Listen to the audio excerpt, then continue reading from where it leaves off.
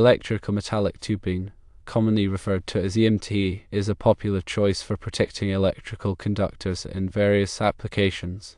However, its suitability as an equipment grounding conductor requires careful consideration. The primary concern revolves around the integrity of the grounding path and its ability to provide a low-impedance fault current path back to the source. The National Electrical Code, or NEC, outlines specific requirements for equipment grounding conductors to ensure electrical safety and minimize the risk of electrical shock. While EMT can contribute to the overall grounding system, it's generally not considered an approved equipment grounding conductor on its own due to concerns about continuity and impedance. The effectiveness of EMT as a grounding conductor can be compromised by several factors, including loose connections, corrosion, and the inherent impedance of the conduit material itself. These factors can impede the flow of fault current, potentially delaying the operation of overcurrent protective devices like circuit breakers or fuses. A delayed response can increase the duration of an electrical fault, raising the risk of equipment damage, fire, and electrical shock. The NEC mandates that equipment grounding conductors must have low impedance to facilitate the quick and effective clearing of ground faults. This low impedance ensures that sufficient fault current flows to trip the overcurrent protective device, disconnecting the circuit and minimizing the hazard. Because EMT connections rely on mechanical couplings and fittings, the electrical continuity between sections of conduit can vary. Over time, these connections can loosen due to vibration, temperature changes, or corrosion, increasing the impedance of the grounding path. Furthermore, the thin walls of EMT, compared to other grounding conductors like copper wire, contribute to a higher impedance. To address these limitations, the NEC specifies alternative methods for equipment grounding that provide a more reliable and lower impedance path. These methods include the use of a separate equipment grounding conductor, either within the EMT conduit or installed externally. The separate equipment grounding conductor is typically a copper or aluminum wire that is sized according to the NEC requirements based on the rating of the overcurrent protective device in the circuit. This conductor provides a dedicated and low impedance path for fault current, ensuring rapid fault clearing. In some cases, the NEC permits the use of the metal conduit itself as the equipment grounding conductor, but only under very specific conditions. These conditions typically involve listed fittings that are specifically designed and tested for grounding purposes, and the conduit system must be installed in a manner that ensures electrical continuity. However, even with these listed fittings, it's crucial to verify the impedance of the grounding path to ensure compliance with the NEC requirements. Testing the continuity and impedance of the grounding path is essential to confirm its effectiveness. This can be done using a ground impedance tester, which measures the total impedance of the grounding circuit. The measured impedance must be below the maximum value specified in the NEC to ensure adequate fault current flow. The NEC provides guidance on the acceptable impedance values for different circuit configurations. It's also important to note that the NEC requires equipment grounding conductors to be connected to a common grounding electrode system. This system typically consists of a grounding electrode, such as a ground rod or a metallic water pipe, that is connected to the building's grounding busbar. The grounding busbar serves as the central connection point for all equipment grounding conductors, providing a common reference point for voltage. Proper grounding is crucial for electrical safety and equipment protection. It helps to prevent electrical shock hazards by providing a low impedance path for fault current to return to the source. It also helps to protect sensitive electronic equipment from damage caused by voltage surges and other electrical disturbances. Furthermore, effective grounding can reduce electromagnetic interference, improving the performance of electronic systems. In summary, while EMT conduit can contribute to the overall grounding system, it's generally not considered an approved equipment grounding conductor on its own. A separate equipment grounding conductor, sized and installed according to the NEC, is typically required to provide a reliable and low impedance fault current path. Testing the continuity and impedance of the grounding path is essential to ensure compliance with the NEC requirements and to maintain electrical safety. Always consult with a qualified electrician or electrical engineer to ensure that your grounding system meets all applicable codes and standards. This ensures the safety and reliability of your electrical system. Let's delve into more details about equipment grounding conductors and their role in electrical safety. Firstly, the equipment grounding conductor, often referred to as the EGC, is a critical component of an electrical system designed to provide a safe path for fault current to return to the source in the event of a ground fault. Its primary purpose is to minimize the risk of electrical shock and equipment damage by ensuring that overcurrent protective devices, such as circuit breakers or fuses, quickly trip and energize the circuit. Secondly, the NIC, or National Electrical Code, outlines specific requirements for EGC, including the size, material, and installation methods. These requirements are intended to ensure that the EGC can effectively carry fault current and provide a low impedance path back to the source. The size of the EGC is typically determined by the rating of the overcurrent protective device in the circuit.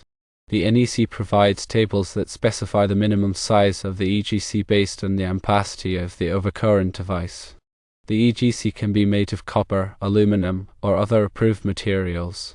Copper is a commonly used material due to its excellent conductivity and corrosion resistance. Thirdly, the installation of the EGC is also crucial for its effectiveness.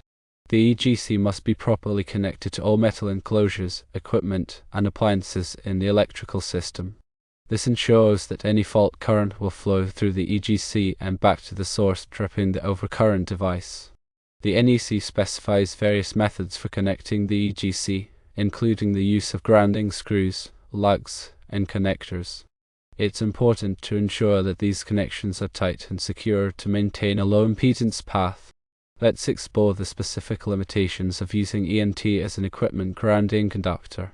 One key limitation is the potential for high impedance. As mentioned earlier, EMT connections rely on mechanical couplings and fittings which can loosen over time due to vibration, temperature changes, or corrosion. This can increase the impedance of the grounding path, hindering the flow of fault current. Another limitation is the thin wall thickness of EMT. Compared to other grounding conductors such as copper wire, EMT has a relatively thin wall thickness which can contribute to a higher impedance. This is because the impedance of a conductor is inversely proportional to its cross-sectional area. The smaller the cross-sectional area, the higher the impedance. Furthermore, the NEC restricts the use of EMT as the sole equipment grounding conductor in certain applications. For example, the NEC typically requires a separate EGC to be installed in hazardous locations, such as those containing flammable gases or vapors. This is because the risk of electrical shock and fire is higher in these locations and a more reliable grounding system is needed. Now, let's consider some alternative methods for equipment grounding that are commonly used in electrical systems. One alternative is to use a separate insulated equipment grounding conductor. This conductor is typically a copper wire that is run alongside the circuit conductors inside the EMT conduit. The separate EGC provides a dedicated and low impedance path for fault current, ensuring rapid fault clearing. Another alternative is to use a metal cable tray system as the EGC. Cable trays are often used to support and route electrical cables in commercial and industrial buildings. When properly installed and grounded, a metal cable tray system can provide a continuous and low impedance path for fault current. The NEC specifies the requirements for using cable trays as EGC, including the need for bonding jumpers to ensure electrical continuity between sections of the tray. In addition to these alternatives, there are also specialized grounding fittings that can be used with EMT to improve its grounding performance. These fittings are designed to provide a more secure and reliable connection between sections of conduit, reducing the impedance of the grounding path. Some of these fittings include grounding bushings, grounding lock nuts, and bonding wedges. These fittings are typically listed by a recognized testing laboratory such as Underwriters Laboratories or all to ensure that they meet the applicable safety standards. It's important to note that the selection of the appropriate equipment grounding method depends on various factors, including the type of electrical system, the application, and the local codes and regulations.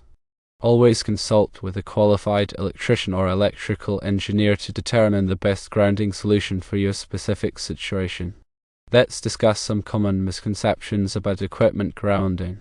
One common misconception is that the neutral conductor can be used as the equipment grounding conductor. This is incorrect and potentially dangerous. The neutral conductor is intended to carry normal load current, while the EGC is intended to carry fault current. Using the neutral conductor as the EGC can create a shock hazard if the neutral conductor becomes open or disconnected. Another misconception is that grounding is only necessary for sensitive electronic equipment. While grounding is important for protecting sensitive electronics from voltage surges and electromagnetic interference, it's also essential for preventing electrical shock hazards in all electrical systems. Proper grounding ensures that fault current will flow back to the source, tripping the overcurrent device and energizing the circuit. It's also important to understand the difference between grounding and bonding. Grounding refers to connecting an electrical system to the earth, while bonding refers to connecting metal parts of an electrical system together to create a continuous electrical path. Both grounding and bonding are essential for electrical safety.